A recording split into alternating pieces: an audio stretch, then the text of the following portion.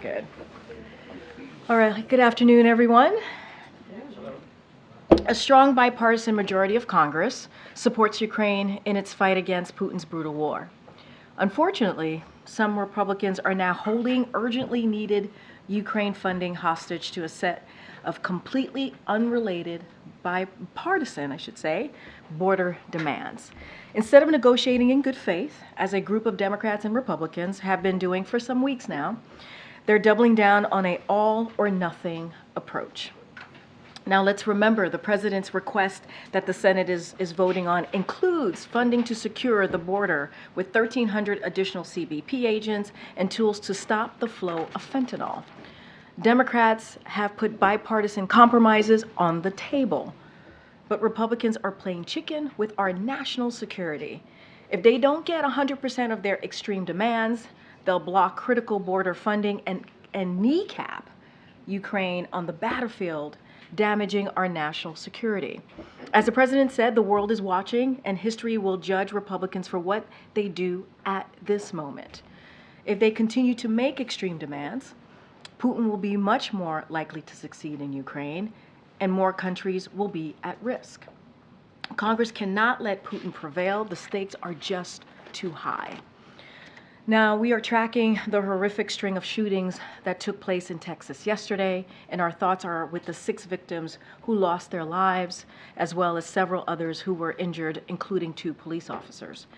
We have multiple federal agencies supporting local authorities who are leading the response and investigation efforts. And we are deeply, deeply grateful for the courageous efforts in apprehending the suspect who is now in custody. As the president has said time and time again, we must all do more to stop this type of violence. President Biden continues to take executive action and swiftly implement the bipartisan Safer Communities Act, but we need Congress to take further action to establish universal background checks, pass a national red flag law, and ban assault weapons. We cannot become complacent here. There's too much at stake. Today, the second gentleman will echo those sentiments at the 11th Annual National Vigil for all victims of gun violence. The 2 deputy directors of the new White House Office of Gun Violence Prevention, Rob Wilcox and Gregory Jackson, who are both not only experts, but also gun violence survivors themselves, will also deliver remarks today. Now, earlier today, you heard this from the president yourselves. He spoke at the 3rd Annual White House Tribal National Summit, where he reiterated his profound respect for tribal sovereignty and shared some exciting new announcements. The president signed an executive order that will usher in the next era of tribal self-determination and transform how the federal government funds and supports tribal nations. He also announced the administration's full support for the Haudenosaunee Confederacy to compete under their own flag in lacrosse internationally at the 2028 Olympics in Los Angeles. Throughout the 2-day summit, senior administration officials will highlight progress made to support tribal nations, including record investment provided through the president's Investing in America agenda, and discuss critical issues facing Native communities with the 300 tribal leaders in attendance. And with that, we have Admiral John Kirby from National Security Council back with us in the briefing room to give an update on the Middle East. And I think there's some Ukraine stuff he's going to talk to all of you about, and also take some of your questions. With that, Admiral. Good afternoon, everybody. Just bear with me. I'll try to get through this fairly efficiently. I think you've just heard the President and, of course, Karine speak about the critical importance of supporting Ukraine through funding and why we need Congress to take urgent action to stand with them in their fight for freedom. Just today, we announced our latest security assistance package to support them. This is a 52nd package of weapons and equipment that we're sending to Ukraine to help meet urgent battlefield needs as they continue to fight this counteroffensive. Now, this package includes more artillery, ammunition, to help Ukraine defend their territory. And it includes more air defense capabilities to protect Ukrainian cities and infrastructure from Russian missiles. I said the other day, we fully expect the Russians to go after the energy infrastructure, so this air defense capability is meant to help them defend against those attacks. But again, as Karine said, without additional funding, these weapons will be among the last that we'll be able to send. Cutting off support and giving Vladimir Putin exactly what he wants, that would just be terrible, not just for the people of Ukraine, but for our own national security interests and absolutely the national security interests of our allies and partners in Europe. As you all know, President Biden participated as well today in a virtual meeting of G7 leaders, and in light of all the number of significant events going on in the world, they felt it was important to meet before the end of the year. Absolutely, they discussed about the issue of supporting Ukraine and how important that is for all of them. They also, of course, touched on the Middle East and a range of other global challenges. Now, I want to switch gears quickly, if I could, to the Middle East. We obviously continue to stand firmly with the Israeli people as they defend themselves against Hamas. Military assistance to the Israeli Defense Forces continues to flow. And again, we are focusing on the kinds of capabilities, weapons and systems that they need most as they continue to go after the leadership of Hamas. And now, of course, as they're moving into operations in the south. At the same time, under the president's leadership, we're also, even after Hamas pulled out of the idea of the pause and the hostage exchanges, we're still working with our partners internationally to keep the flow of assistance into Gaza going up. That includes food, water, medicine, and fuel. And what we've achieved with our Israeli counterparts is trying to help sustain the level of aid going in, even without the pause in place, at roughly the level it was when the pause was in place. So couple hundred trucks a day. Yesterday, we also conducted yet another U.S. military airlift of 36,000 pounds of food assistance and medical supplies. I think in the coming days you'll see yet another U.S. military airlift of aid and assistance going into Egypt, then to get trucked into Gaza. We know that there's more than 1 million displaced people internally in Gaza, and we also know that they're desperate for this help. The United States has been and we will remain the single largest contributor to UN relief efforts, providing, as we already have, more than $1 billion since 2021.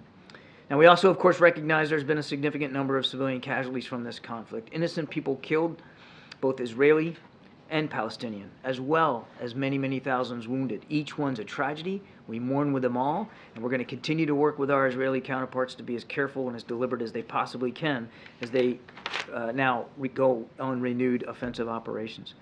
Finally, if I could, switch into Mexico, the U.S. Department of Treasury today sanctioned 17 targets. That's 15 individuals and 2 companies that are linked to the Beltran Leyva organization, otherwise known as BLO. It's one of the most powerful drug trafficking organizations in the world and heavily involved in the transportation and distribution of deadly illicit drugs, including fentanyl, to here in the United States. It's also been one of the largest suppliers of cocaine to the U.S. market over the last 2 decades. Concurrently, the Justice Department unsealed indictments against 60 defendants on various international drug trafficking offenses related to the import of illicit drugs like meth, cocaine, marijuana, and of course fentanyl. These actions are part of a whole-of-government effort coordinated with the government of Mexico to help counter the global threat posed by the trafficking of these illicit drugs. And of course, Secretary of the Treasury Janet Yellen is down in Mexico right now, even as we speak, engaging our partners on this very, very issue. We take it seriously. Too many people are dying as a result of these drugs, and we're not going to stop in our efforts to try to stem the flow. With that? Thank you. First on Israel, Netanyahu said yesterday that Israel would need to retain security control over Gaza, and Gaza would have to remain demilitarized, spitting out that word, and the only force that will operate there will be the Israeli military, and ruling out any sort of international peacekeeping force. Is that acceptable to the president? The Vice President made our position very, very clear when she was out in Dubai. We do not support an Israeli military occupation of Gaza. We don't support any shrinking in the territorial boundaries of Gaza. We don't support any permanent displacement of the people of Gaza outside of Gaza. And as we have said many, many times, we believe that there needs to be some critical questions asked of all of us, including our regional partners, about what governance in Gaza looks like. Don't have the answers to all those questions, Amr, but what we do know is it's got to be responsive to the aspirations of the Palestinian people. It has to be representative of them. So would a buffer zone be also something that would be ruled out? I'm not going to get into specific back and forth on different ideas. I'm just telling you that we do not support a reoccupation of Gaza. That's been plain, simple, clear, right from the president on down. Thank you, Admiral. The president said he's willing to do significantly more with Republicans when it comes to border security, but that they walked away from talks. Before talks broke down, he said that there was some real progress. What is the president willing to agree to when it comes to border security? I think he answered that question to you all just a little bit ago, and I'm certainly not going to negotiate here from the podium. We put forth some serious proposals here on border security. And unfortunately, the Republicans weren't willing to negotiate in good faith. So, as he also said to you guys, we're going to keep talking to him. We're going to keep the conversation going. And we're willing to have good faith negotiations over border security. I would add, though it probably doesn't need to be added, that in this supplemental request that we're asking Congress to take up, there's some $6 billion there devoted to DHS and other border needs, including support to HHS. It's not like the president was just whistling past the graveyard when it came to border security. It was part of his urgent national security request in the first place. Can you talk a little bit about the specific sticking points and what key Republican proposals the White House is against? No, I'm not going to get into negotiating here from the podium. And the president also talked about how if Putin were to take Ukraine, he wouldn't stop, and eventually it could even lead to U.S. troops fighting Russian troops. If this aid does not get passed, how likely is that scenario? There should be, by everybody. And if you're up on Capitol Hill and you believe in national security, there should be a genuine concern about what happens if you just let Putin go, if you just let him have Ukraine. Because make no mistake, Selena, he hasn't given up his strategic goal of subjugating the entire country. He doesn't believe it ought to exist as a sovereign state. And so we can't support Ukraine. Their chief advisor yesterday said they're likely to lose this war if they lose U.S. support. And Putin gets all of Ukraine, then what? Then where does he go? Because right then, he's up against the eastern flank of NATO. And if you think the cost of supporting Ukraine is high now, just imagine how much higher it's going to be, not just in national treasure, but in American blood, if he starts going after one of our NATO allies. Because as the president also said, we take our Article 5 commitments very seriously. And what we've had over the last 2 years is a Ukrainian military actually clawing back territory and pushing back Russian aggression without any foreign boots on the ground, including no American boots. American boots would very much have to be involved if Mr. Putin is let to have this strategic victory in Ukraine and then perhaps goes after one of our NATO allies. Can you say anything more about the tone of the conversation with the G7 leaders on the aid to Ukraine? Did any of them express frustration at the U.S. or concern? And did any of them say that they may, follow through and similarly cut aid to Ukraine if the U.S. doesn't follow through? There's the joint statement's out there. I encourage you to read it. It's a fairly lengthy statement. That's why I didn't go into it in too much detail here in the opening statement of mine. But clearly, Ukraine was discussed. All the G7 leaders agreed in principle that support has got to keep flowing to Ukraine. We've got to keep helping them defend themselves against Russian aggression. I'm not going to speak for each leader and what they did or did not say to the president. Yesterday, the State Department said there was a new deal that was rejected for my colleague Evan Gershkovich from the Russians. Can you say anything more about what that deal looked like? Any other details you can offer? No. Okay. John, we keep talking about the border, but at issue is immigration, a broken immigration system, but the border is not, from advocates for migrants, the border is not the only issue. Is there a focus still on those who overstay their visas that have been for years the largest violators of the immigration system? Say that again? Those who overstay their visas. Yeah.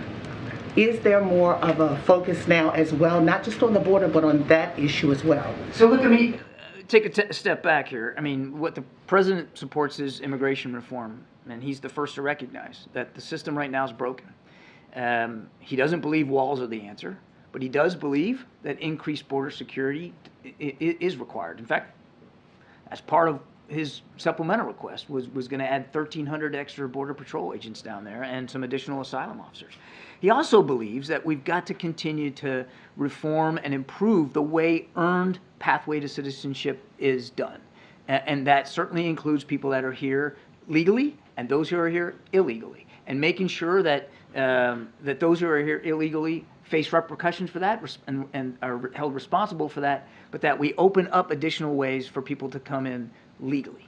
Right, but here's the point that I'm asking. The focus is on illegals here, and most people now are believing it's just the border. How do you marry the fact that there are illegals who are overstaying their visas who are not crossing the border?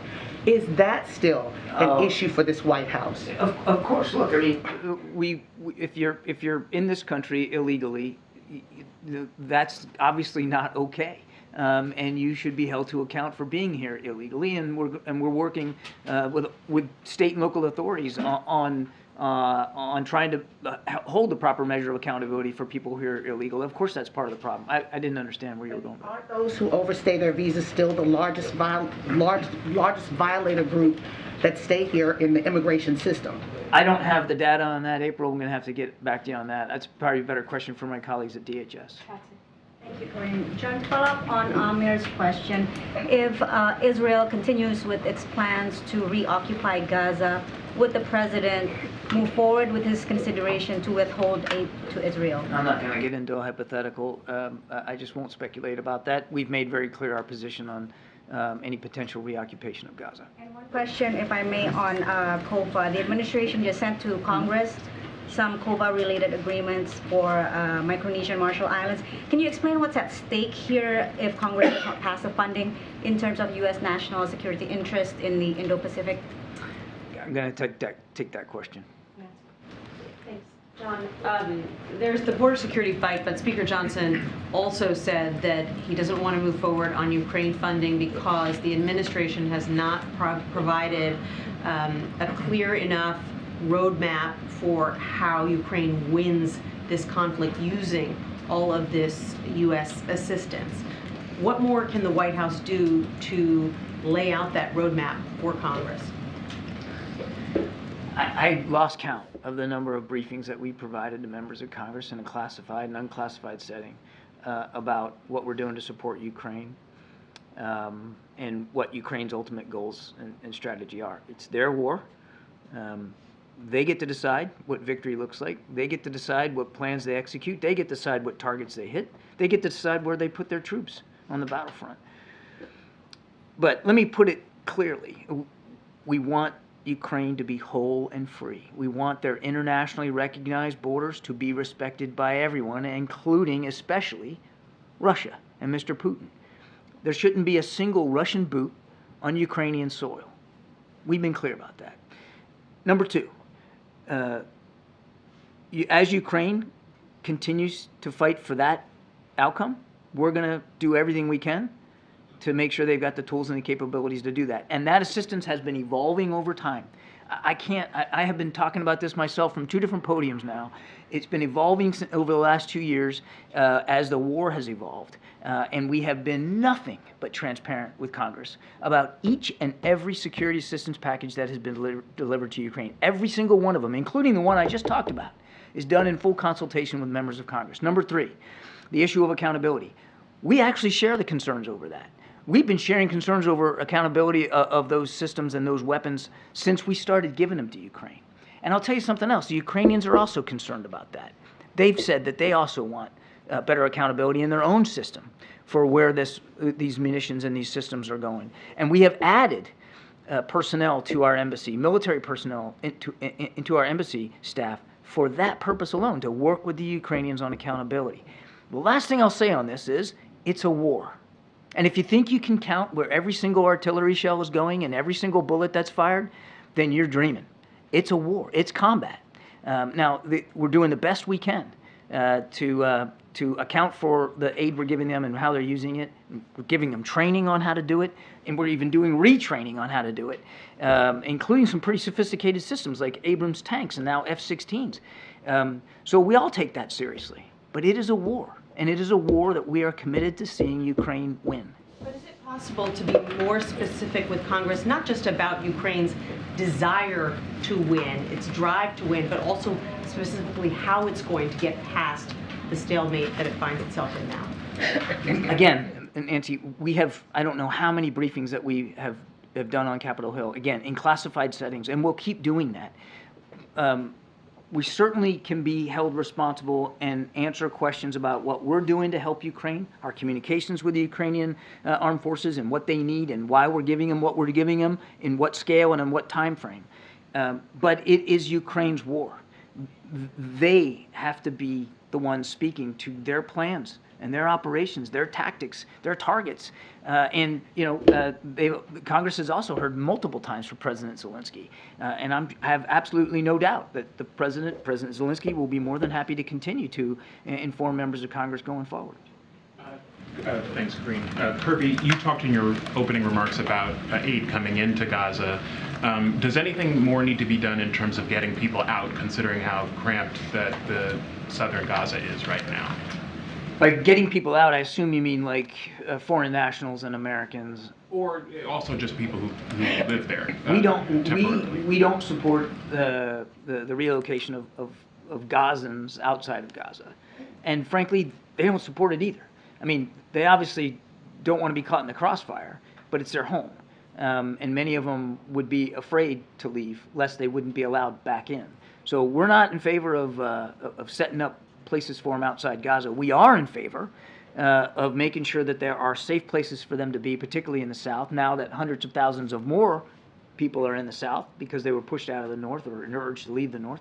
And so we're working with the Israelis on that. And they have taken that seriously too, Trevor. They have publicized maps and places where people can go or shouldn't go. They've dropped leaflets to that effect. I mean, they are making an effort to make it clear to the people in southern Gaza where to go and where not to be. And then on another issue, do you have any reaction to Putin, his trip to speak with the U.S. partners in Saudi Arabia and about Ukraine and oil?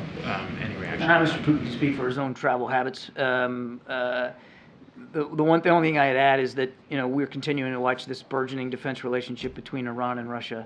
That's worrisome because Iran continues to provide drones to Mr. Putin, who uses those drones to attack energy infrastructure and kill innocent Ukrainians. And what the Iranians are expecting in return is a measure of defense industrial support as well. And in Iran, that has more advanced capabilities and availability to get their hands on Russian weapons, that's not an Iran that's healthy for the security environment in the Middle East. And the Saudis should be concerned about what's going on with Iran. I'm not going to tell the Saudis what to be concerned about or what not to be, but I think they certainly share concerns about Iran's destabilizing behavior and their potential growing military capabilities. Absolutely. I mean, this is a country that, outside of the truce that's been in Yemen, had not too long ago came under direct attack from Iranian missiles and systems fired from the Houthis into the southern part of their country. Thanks, John. Is it your current assessment that the Ukraine war is at a stalemate, and would additional funding help break that stalemate? I won't characterize the state of the battlefront. That's really for the Ukrainians to do. We've really taken a position of not armchair quarterbacking that and slapping bumper stickers on it. I would tell you or point you to what President Zelensky has said himself. They haven't made as much progress in the counteroffensive as he wanted to. Some of his generals have said similar things. We would agree that they didn't go as far as fast as they themselves wanted to go. And again, as winter sets in, I don't think we should expect, any more than we did last winter, that the fighting's just going to stop. These two sides will probably keep at it. Right now, there's not a lot of movement on the battlefront, either in the east or in the south. But the Russians have made it very clear that they're not just going to sit in camp all winter, that they want to go on the offensive. And they've got the advantage of manpower that they can throw at this stuff. And so we got to make sure, that's why the president was so strident today, we've got to make sure that Ukraine continues to get the support that they need going into these cold winter months. And part of the, on Israel, sorry, part of the truce agreement was for the ICRC to be able to go in and visit hostages by the end of day 4 of the truce, but it's been well over a week. Do you know why Red Cross officials haven't been able to visit hostages yet? Of course, among them American citizens. It's unacceptable, and the blame has to be laid at Hamas's feet. You're saying it's Hamas's fault that Red Cross officials haven't been able to go in? Is it that they haven't offered Hamas permission? has not allowed Red Cross in to visit the hostages as they agreed to do, and it's unacceptable. I mean, one of the things you all keep asking us, and rightly so, about the condition of these hostages, what we know about them. Well, the truth is we don't know a lot. And if we could get Red Cross access to them, not only would they have a measure of solace, which is the most important thing, that somebody knows where they are and cares about their condition, but it would help give us some information. So what What you're saying is that Hamas has directly communicated to the Qataris that Red Cross officials cannot go into Gaza. No, to I've not visit said the that, hostages. MJ. I said our assessment is that Hamas is holding up this access, but I've not said that specifically. John, if I can, on Israel, the last time that President Biden and Prime Minister Netanyahu spoke to one another was November 26th. It's now been 10 days since then. That's the longest stretch that the two men have gone without speaking since the war began. 8+ weeks ago, I think they've spoken at least a dozen times in some form to this point. Why have they not spoken in any form in the course of the last 10 days? Wouldn't read anything into that, Peter. I have absolutely no doubt in my mind that there will be additional conversations with the Prime Minister. I guess we shouldn't read anything into that, though. It does seem like the last 10 days have been particularly dramatic in terms of the escalation following the ceasefire there.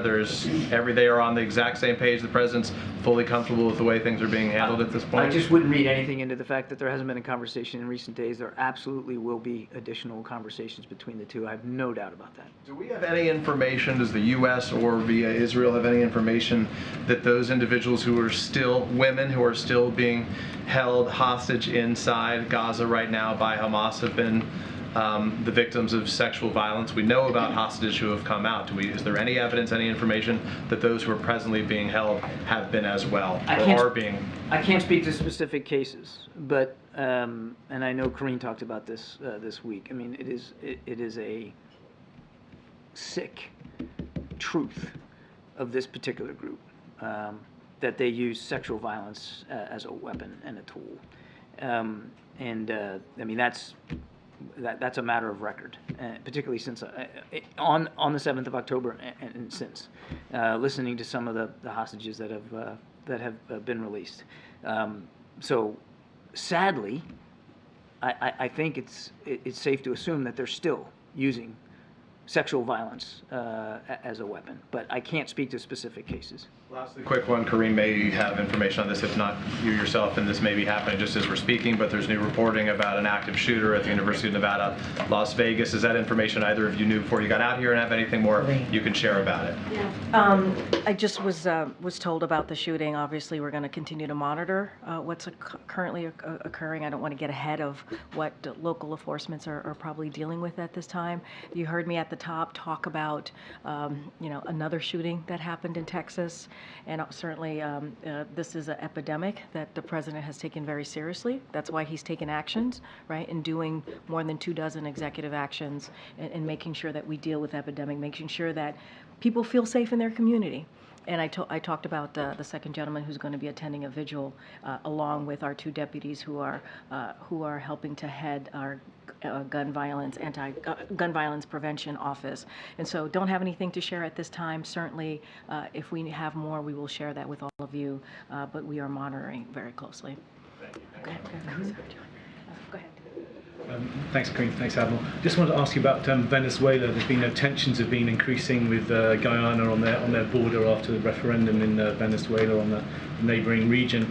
Brazil's military is now sort of now reinforced in the area. Just wondered what your assessment of the situation is there, and how concerned are you about it at this stage? It's concerning. We're watching this very, very, very closely. As I said, I think last week, the arbitral decision needs to be respected. We obviously don't want to see any violence occur here or conflict occur, and we're obviously in touch with all our partners. Thanks, Karine. Thanks, Admiral. So on Monday, NSA Jake Sullivan said that the U.S. is in talks to establish a naval task force to ensure the safety of commercial vessels in the Red Sea. Has there been any additional progress on that? When would that task force be expected to begin, and which allies and partners have said they will participate? We're still working through the modalities of all that. What Jake also said was it would be built out of an existing maritime task force that reports up to the 5th Fleet Commander in Bahrain, who is the naval component for U.S. Central Command. So there's already an existing organization here. What we're talking about is directing them to conduct operations perhaps in different areas and for different purposes. And so there's already international support baked in to this task force, and certainly we will talk to partners in the region about whether they want to be additive to it, if they want to join it. But I don't have any updates from after Jake announced it. Just a couple of logistical questions on the aid that you were talking about at the beginning. As these U.S. aircraft are coming in, what is the level of trucks that are able to cross sort of now versus the couple of hundred a day during the pause? What's the comparison? Well, we reached about 200 or so per day during the pause, and that's the goal right now. I don't have the figures for the last 24 hours. But we just had some representatives on the ground out there. Ambassador Power was there. Our Chief of Staff for the NSC, Curtis Reed, was out there. And they came back just a day or so ago and reported that there's a lengthy line of trucks that are waiting for inspection to get in, hundreds of trucks waiting to get in. So it's not for lack of stuff, and it's not for lack of trucks. It really is the inspection regime and making sure that you can get the trucks in safely, since the southern part of Gaza now is much more a zone of conflict. You had mentioned a couple of weeks ago that one of the challenges, at least initially with getting the aid in, was that Hamas controlled that side of the Rafah crossing. Is that still the case? Is Hamas in control still of the Rafah gate, or is IDF playing a role now on that side? As far as I know, they still have a measure of control there, but there's an inspection regime that really is the sort of the long pole in the tent, so that we can make sure what's going in is legitimate humanitarian assistance. Thank you, Karine. The Israeli army spokesman said that the ratio of killing a Hamas fighter is equivalent to 2 civilians. That means if Hamas has 35,000, that means 70,000 civilians could be killed. Is this rate acceptable? He said actually it's a positive rate. Is this acceptable to the US? And second, John, if you allow me, also the Israelis saying that 15,000 Palestinians have been killed, which is more or less mirror what the Ministry of Health said. So would you take now what the Palestinians said as credible kind of figure? I can't verify the numbers. And the right number of civilian casualties is 0. Okay, well, the first question about the ratio. That's the answer to both your questions. I can't. The right number of civilian casualties is 0. I'm not going to speak to the ratio that the IDF is putting out there. The right number of civilian casualties is 0, and I can't verify the 15,000 number. We've said many thousands have been killed. Thank you, Karine. Admiral, is the Lebanese army that is supported by the U.S., we receive millions of dollars over the years of military aid. Is it part of the war? Is it part of the conflict? Because Israelis carried an attack against a Lebanese army base in south of Lebanon and killed some soldiers. Is it acceptable? I didn't follow the first part of your question. Israeli airstrike carried an attack against Lebanese army base in the south. Is it acceptable? I'll let, as I've said many times before, I'll let the Israeli Defense Forces speak to their airstrikes, to their military operations. Army? Is it part of the conflict? I will let them speak to their operations. And I'm not going to armchair quarterback their operations here from this podium. We're going to make sure that they have the security assistance they need to defend themselves. So the UN expressed that there is no safe zones in the south, and now Israel is encouraging people to move more to the south. So is it a collective punishment again? And we're going to see more civilians dying in the south because there is no safe zones? We don't want to see a single more civilian killed. We don't want to see a single more civilian injured. We don't want to see damage to civilian infrastructure like hospitals.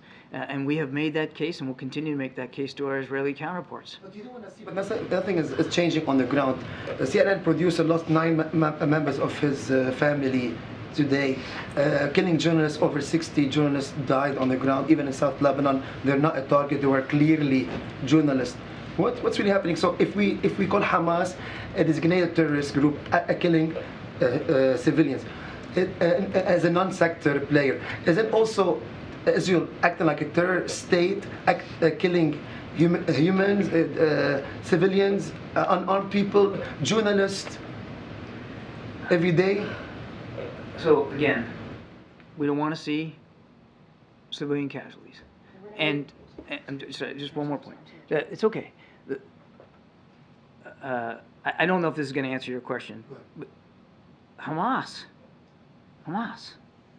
deliberately slaughtered and murdered some 1,200 people on the 7th of October. And it seems like we're all willing to forget that. Deliberately. It was their intent. And to take hostages. That was the purpose of the whole thing on the 7th. Now, we've been very honest with our Israeli counterparts. We want them to be careful, cautious, deliberate. We don't want to see any more civilians harmed on this. But they have a right and a responsibility to defend themselves against that very genocidal threat. And it is not the Israeli Defense Forces strategy to kill innocent people. It's happening, I admit that. Each one's a tragedy, but it's not like the Israelis are sitting around every morning and saying, hey, how many more civilians can we kill today? Let's go bomb a school or a hospital or a residential building and cause civilian casualties. They're not doing that. They're trying to go after Hamas, and it's a very difficult task. When Hamas, oh, by the way, in addition to deliberately slaughtering people, is deliberately hiding themselves in residential buildings, in hospitals, in tunnels, putting the innocent people of Gaza directly in the crossfire. Now, you tell me, is that right? Is that right? Please, sorry. I think we got to move on. Yeah, sorry. They killed a colleague of mine. She was reporting live. Thank you, Karine, and thank you, John. I have two questions. You may have seen this report in North Korea transshipped 10,000 containers to Russia yesterday, and whether this is weapons or ammunition. How do you think this will affect Putin's war in Ukraine? And second question, this weekend the U.S. and South Korea and Japan national security advisors meeting in South Korea. Yeah. What will be the main topic discussed at this meeting? Mr. Sullivan's very much looking forward to this trip to Seoul to meet with both his South Korean and Japanese counterparts. And I think I don't want to get ahead of Jake, but I think you can expect a robust agenda of discussions of regional issues of mutual concern, particularly in the security environment. I know that Jake is looking forward to having discussions with both of those leaders about how we can build on the Camp David agreement and really try to improve our trilateral cooperation as well as bilateral cooperation between the Republic of Korea and Japan. On your first question, I haven't seen those reports, so I can't specifically talk about this shipment, but I have talked about many times our concerns about North Korea providing artillery shells, for instance, to the Russian military and making it easier for them to kill Ukrainians. Does the U.S. have any assessment of how successful Israel has been so far in achieving its military aims in Gaza? Yeah, again, we're not doing a report card on their operations. They get to do that. These are their operations. I will tell you, though, Yasmin, that they have said they want to go after Hamas leadership, and what we're seeing is that they are actually conducting operations with that result in mind. That's the outcome they're trying to achieve, and they have achieved some measure of success going after Hamas leaders at various levels. Just over the weekend, we know that they were able to take out a Hamas battalion commander operating in the north. But they are primarily focused on trying to decapitate the organization. One quick question. Thanks, Kirby. Does the U.S. have any sense of when they think the military operation will be wrapped up, or when you would like to see it sort of come to a close? I'll let the Israelis speak to their timing. Yeah, thanks, Karine. Thanks, John. So we heard the FBI director yesterday testify that he sees flashing lights everywhere related to terrorism. What's the level of concern of the president about who's walking across our southern border with those 1.7 million gotaways over the past 3 fiscal years? The president is always concerned about threats to the safety and security of the American people, whether those threats come from the southern border area or from elsewhere around the world. In particular, threats to Americans that are living overseas. It's always on his mind. And specifically about the southern border, so then why not cut that flow, stop that flow of people? As the president said, he's all about border security, and that's why he added money in the supplemental to increase border security, including some 1,300 additional Border Patrol agents, and again, more asylum officers, more resources to crack down on fentanyl coming across that border. He believes strongly in border security. Now, look, he has a difference of opinion with some Republicans on Capitol Hill about what border security should entail, what it shouldn't entail, like a wall or not. But he's absolutely serious about it and willing, as he said to you guys himself this afternoon, to continue to negotiate in good faith with Republicans about how to get at that. Karine, thank you very much. Admiral, thank you. One question on Ukraine funding and one on Israel, if you would. On Ukraine funding, the president has stated publicly many times, as have a number of his aides, you included, that you're all confident that the president will be able to persuade the United States Congress to renew funding for the Ukraine armed forces. Today he held that video call with the leaders of the G7, and it's manifestly clear that he's not necessarily going to be able to deliver on that promise. And yet for the better part of a year, or more than a year, he's been telling those same G7 leaders, in essence, I've got this. I will get that funding out of the United States Congress. Today, he cannot make that promise to this same group of leaders. Is that a source of some embarrassment for him and for the United States? No, I disagree that it's not manifestly clear, James. I'm not sure where you're getting that phrase. The President remains confident that support to Ukraine is important for our national security interests. He remains confident that he's going to continue to work with members of Congress to get this done. He said so himself in those comments. And he's confident, oh, by the way, that there's still strong bipartisan and bicameral support for Ukraine up on Capitol Hill. We got a small number of Republicans that are pushing back on that. The President's not going to give up on this. You've also got a small window now. Well, the window's definitely getting smaller. I've been saying that for weeks now. The runway's getting shorter and shorter, and we've got basically to the end of this month. On Israel, does President Biden regard Prime Minister Netanyahu as a capable or even a great military leader?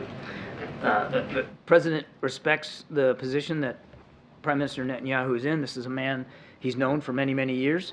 They don't agree on everything, but he is the elected Prime Minister of our good friend, ally, and partner in Israel. And we're going to continue to work with him to make sure that he knows the United States will continue to have their back as well as they fight Hamas. But he believes that Mr. Netanyahu knows what he's doing right now as a military? James, I'm not going to play this game, and we're not going to get into characterizing foreign leaders here from this podium.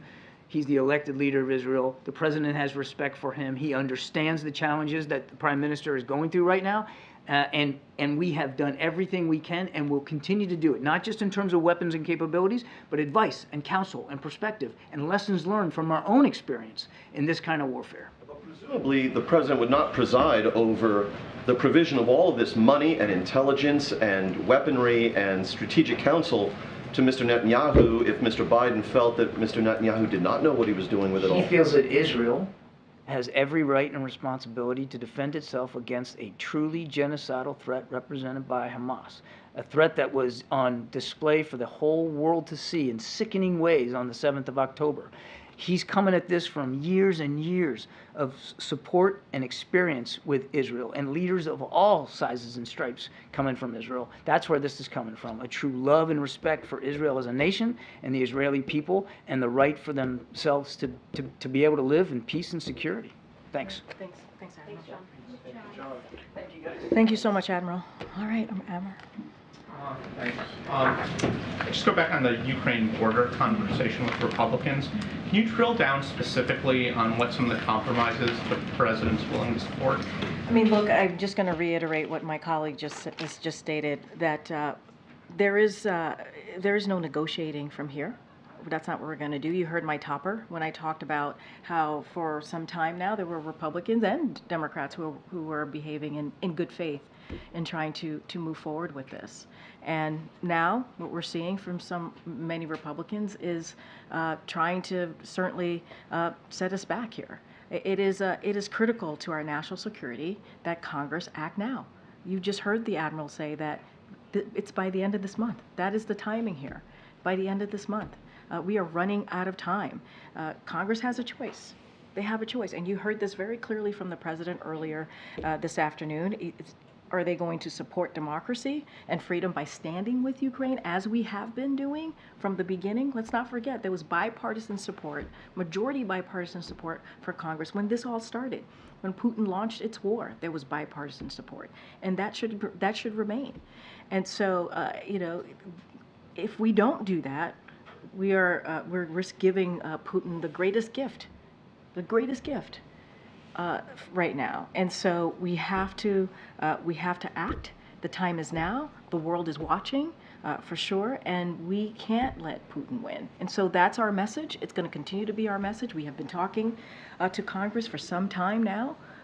And we're certainly going to continue to have those conversations, but I'm just not going to get into a tit for tat or a policy for policy by negotiating here at the podium. Can you just more broadly sort of address, I think this overarching criticism that Republicans have had is that they now have and they've had for about a year now, one chamber of Congress, and that sort of the outlines of bills change with time of who has the White House, who has control of the chambers. So is the White House essentially acting in good faith and just acknowledging that this is a different Congress than that you guys had at the start of this presidency, and how you're going at this? I'm not understanding the White House having to act in good faith. What I can tell you right now is that we made it very clear. There was a letter that was put out on Monday by Shalonda Young, obviously the director of OMB, and there is no magical pot of funding available. We have a country, Ukraine, that is fighting for their democracy, that is fighting for their sovereignty. That is incredibly important. They are fighting against an aggression that they have seen, right, for almost 2 years from Putin. And that is what matters here. That is, we have to understand that, yes, in the beginning there was a bipartisan support. Let's not forget the Speaker Johnson himself, talking about a new Congress. This is the Speaker, and he said, and I'll quote, "We can't allow Vladimir Putin to prevail in Ukraine, because I don't believe it would stop there. We're not going to abandon them." This is coming from the Speaker of the House, right? The Republican leader of the House. On the and I apologize for being so inarticulate, but on the border aspect of this, Republicans are saying you just don't have both chambers of Congress. You got to be willing to go along with a more conservative bill. That's just the nature of the moment. But here's the thing, we probably should not be making this a partisan issue. We shouldn't.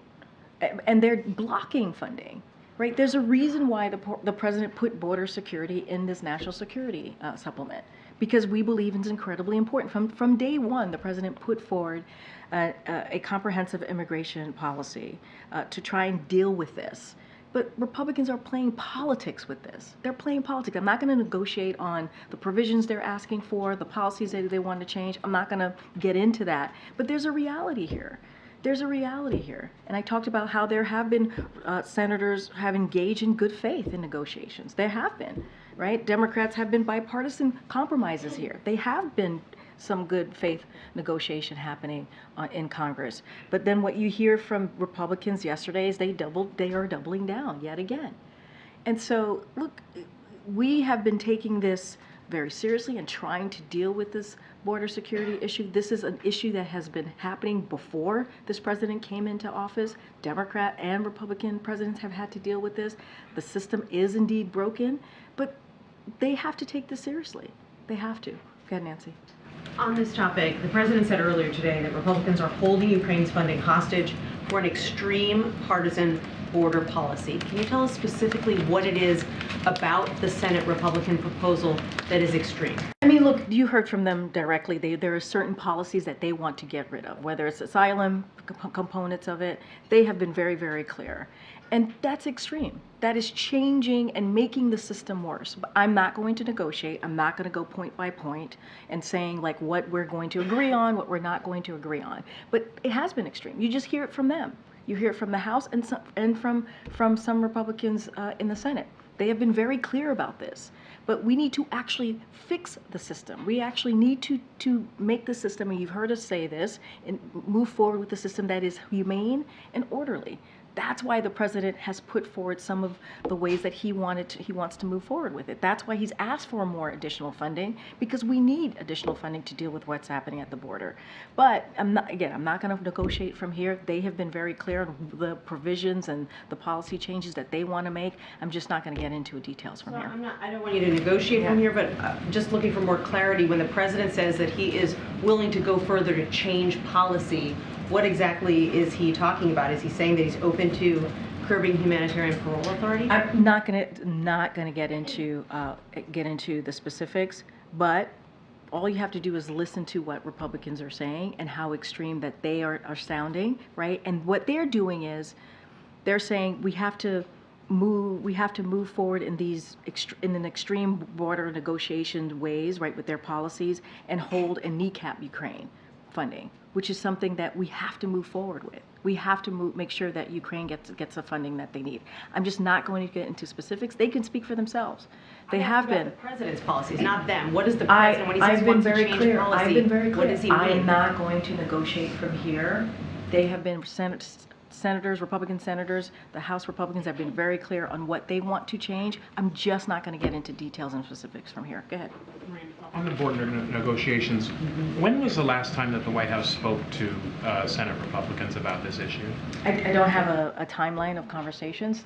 I can tell you that there is always multiple conversations happening pretty regularly from our Office of Legislative Affairs, from folks here in the White House with members of Congress on an array of issues. I just don't have a breakdown on when conversations have been happening. Is running point on this issue? Absolutely, and that's where it comes out of Office of Legislative Affairs. Anything on the books as far as a future meeting or negotiations with Senate Republicans on this issue? I don't have any specific calls or readouts or meetings to lay out for you. As you know, the OMB director, Office of Legislative Affairs, you have the NSC, Jake Sullivan, who have had multiple conversations on the national security supplement more broadly, obviously also with Director Young also talking about our domestic supplemental ask as well. So those conversations, right, as we have been asking for these emergency needs, have been happening for some weeks, for a few weeks, for some months now. And so that I can tell you, we've talked about that. I think some of you have reported times that they have gone to the Hill and had those conversations. I just don't have a timeline to lay out to you on when those conversations have been. And one other Capitol Hill issue, there was a new piece of legislation that was introduced by Democrats in both chambers that would allow for people who've been convicted of felony to vote in federal elections.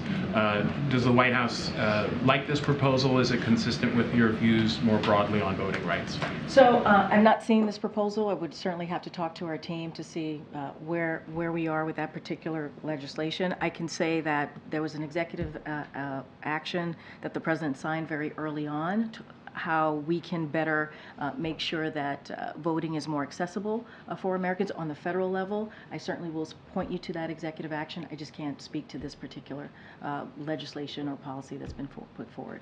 Okay, Karine, I wanted to ask you about this congressional hearing yesterday where a number of college presidents were asked about anti-Semitism on their campuses.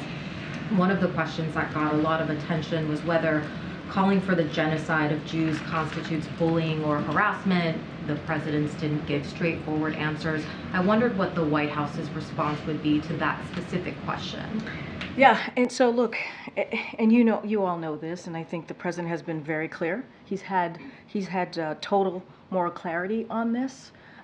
And the president has set an example for all leaders during this gut-wrenching increase in anti-Semitism. He certainly he's spoken very forcefully against it.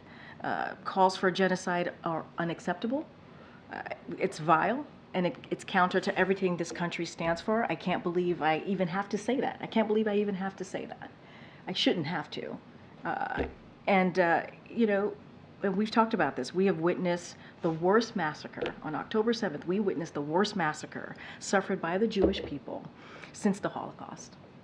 And the latest in a heartbreaking pattern that goes back thousands of years. So statements that advocate for the systemic murder of Jews are appalling, and we should all stand against them. We should all stand against them. And so just on the human side of things, you're talking about human dignity, right? You're talking about the most basic values that unite us as Americans. And so I should not have to be saying this at the podium.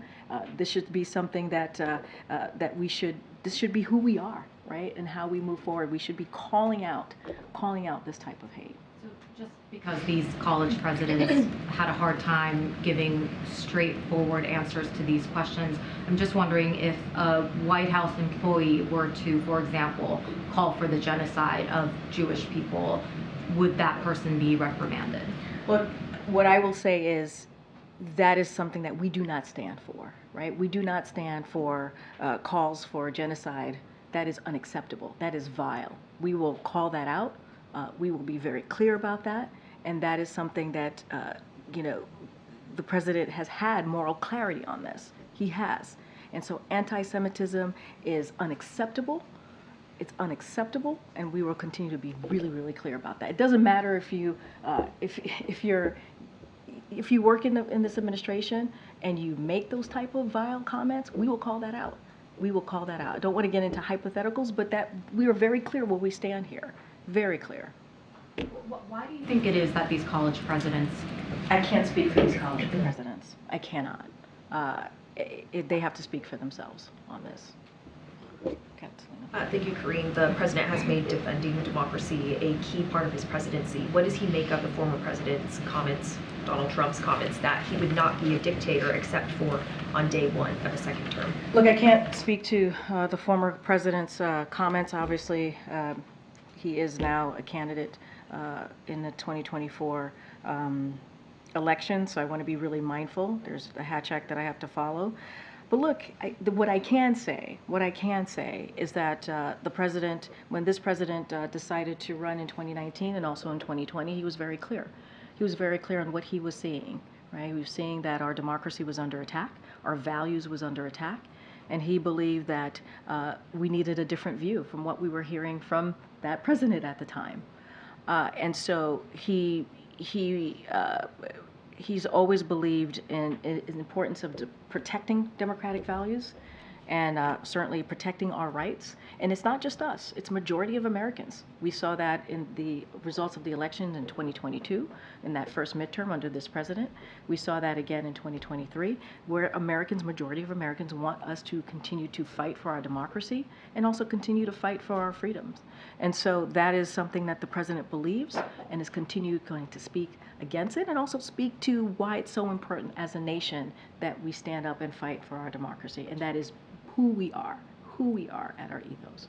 Will the president plan to watch tonight's Republican primary debate? The president's pretty busy tonight. There's a lot going on. I think he's going to be hosting some of you tonight in the residence with your loved ones, so I think he's going to be pretty busy tonight. Okay. Thanks, Karine. The White House has previously said that they want to see a path for Dreamers and any new border security measures. Is that something the president still wants to see, or is Absolutely. Yeah, absolutely. That's something he still wants to see. Remember his first comprehensive immigration policy that he put forth on day one. That is something that he wants to see. But is that still practical right now? I mean, look, we got to continue to make sure we ask Congress to act.